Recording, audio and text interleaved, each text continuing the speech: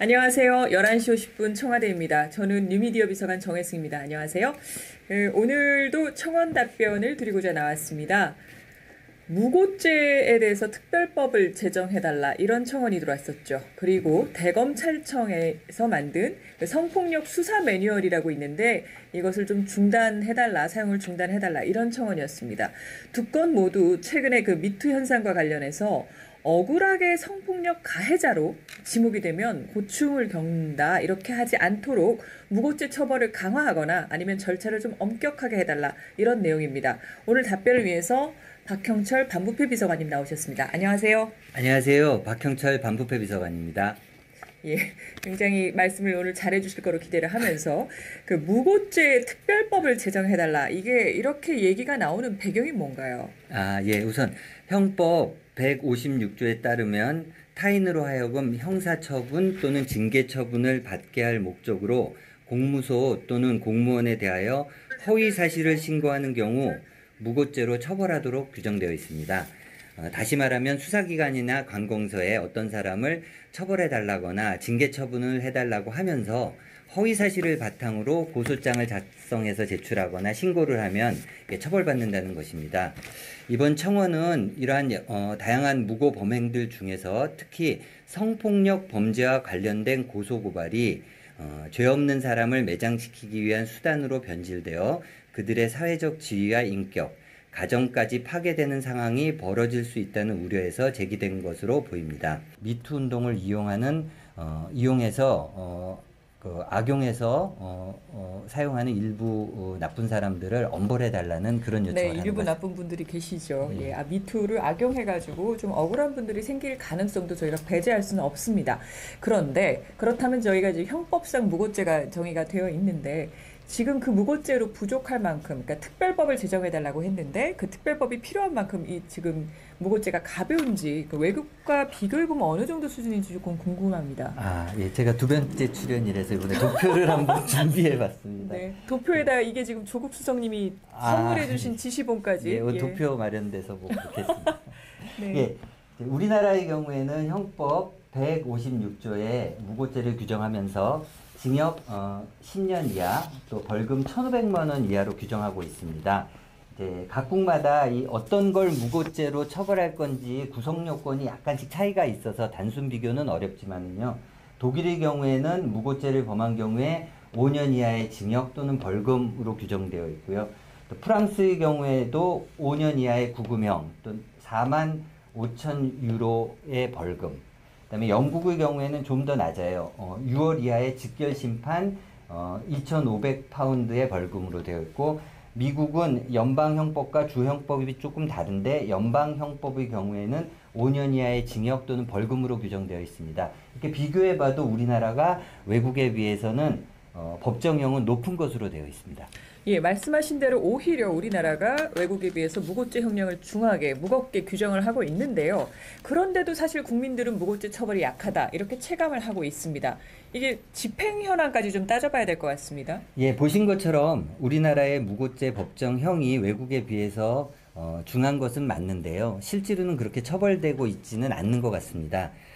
대검찰청 통계에 따르면 2017년에 무고죄로 입건된 사람이 만여 명 정도 되는데요. 예. 그 중에서 기소된 사람은 전체의 한 18%인 1,800명 정도가 기소됐고 구속은 그중 5%인 94명에 불과합니다. 그러니까 만 명 중에 구속된 분은 90명. 예, 그 정도 됩니다. 예. 또 아울러 기소가 되더라도 실제로 실형이 선고되는 비율이 그렇게 높지 않은 것으로 파악되고 있고요. 또 실형이 선고되더라도 형량이 1년 안팎 그리고 또 초범의 경우에는 집행유예가 선고되거나 가벼운 벌금형에 그치는 경우가 많다고 합니다. 그러니까 저희가 아까 봤지만 사실 무고죄는 10년 이하의 징역 굉장히 엄하게 처벌될 수 있는데 실제로 징역 1년 안팎이 대부분이다. 형이 선고되더라도. 그러니까 법정형이 높은데도 이렇게 엄하게 처벌되지 않는 이유가 또 있을 것 같은데요. 예. 근본적으로는 이제 무고죄의 특성 때문에 그런 게 제일 많습니다. 이제 통상 고소사건이 혐의 없음 처분이 되면 피의자에 대해서 혐의 없음 처분이 되면은 고소인은 바로 무고죄가 성립되는 것으로 그렇게 오해할 수 있는데 실제로는 그렇지 않습니다. 왜냐하면 피의자가 혐의 없음 처분되는 게 혐의가 명백하게 없기 때문에 혐의 없음 처분되는 경우도 있지만은 이 사람을 기소할 만한 증거가 충분치 않아서 혐의 없음 처분을 하는 경우가 많거든요. 그렇게 되면은 그런 사건의 경우에는 반대로 고소한 사람도 무고죄가 될지에 대한 증거가 불충분한 경우가 많아서 처벌을 못하는 경우가 많습니다.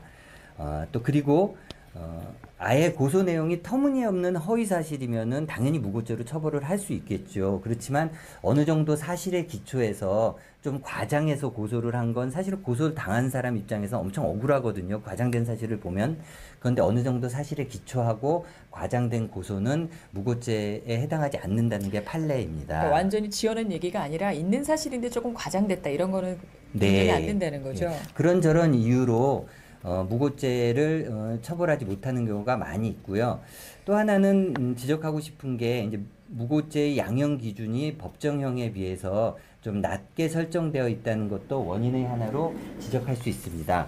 앞서 말씀드린 것처럼 일반 무고죄의 법정형은 10년 이하로 규정되어 있는데요. 이게 지금 현재 시행되고 있는 법원에서 시행되고 있는 무고범죄 양형 기준인데요. 이 무고범죄 기본범죄가 보면은 6개월에서 2년 사이를 선고하도록 이렇게 되어 있고 가중에 하더라도 1년에서 4년 정도를 선고하도록 양형 기준이 정해져 있습니다.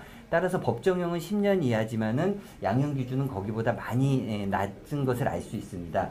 참고로 보면 이제 어떤 것을 고려해서 좀 중하게 처벌되는지랑 관련된 게 이제 이게 가중적 요소거든요. 가중적 요소를 보면은 어떤 사람을 반복적으로 고소를 하거나 그 다음에 이 무고 때문에 상대방이 커다란 피해를 입었거나 그 다음에 또 여러 가지 허위 사실을 적시하였거나 이런 경우에는 좀 엄하게 처벌된다는 것을 이 양형 기준을 보면 알 수 있습니다. 그렇다면 사실 청원 내용대로 그 무고죄의 형량을 높이거나 특별법을 만들어야 한다. 이 부분 어떻게 보시는지요? 결론적으로 말씀드리면은 형량을 높이거나 특별법을 만드는 게 능사는 아닌 것 같습니다. 앞서 말씀드린 것처럼 우리나라 무고죄의 법정형은 다른 나라보다 높고 또 우리나라에서 다른 죄, 예컨대 법정에서 거짓말을 하는 위증죄나 다른 강력범죄에 비해서도 무고죄의 법정형이 낮지 않습니다. 따라서 무고죄를 특별법을 제정하거나 형량을 높이기보다는 억울한 사람이 가해자로 몰려서 처벌받지 않도록 그리고 또 악의적인 무고사범은 그에 상당하는 형을 받도록 수사를 잘하는 게 중요한 것 같습니다. 그리고 또 무고로 인해서 피해가 크고 또 반성을 하지 않고 있는 사람들에 대해서는 초범이더라도 실형을 구형해가지고 엄하게 처벌받게 해서 아니면 말고 식으로 고소를 하는 것을 줄이도록 노력해야 될 것 같습니다. 그리고 좀 전에 보셨던 것처럼 법정형에 비해서 조금 낮게 형성되어 있는 양형 기준을 높이는 작업도 한번 검토해 봐야 될 것 같습니다. 예, 그 성폭력 사건 특성상 그 무고죄를 가해자가 악용하는 경우도 있습니다. 근데 가해자로 지목된 사람이 억울한 경우도 있을 수 있고 그분이 피해자일 수도 있을 수 있고요. 그러니까 무고죄 현행 처벌 수위가 다른 나라에 비해서 강력하지만 실제 집행 과정에서 좀 더 엄격해질 필요가 있다. 뭐 이런 말씀이었고요.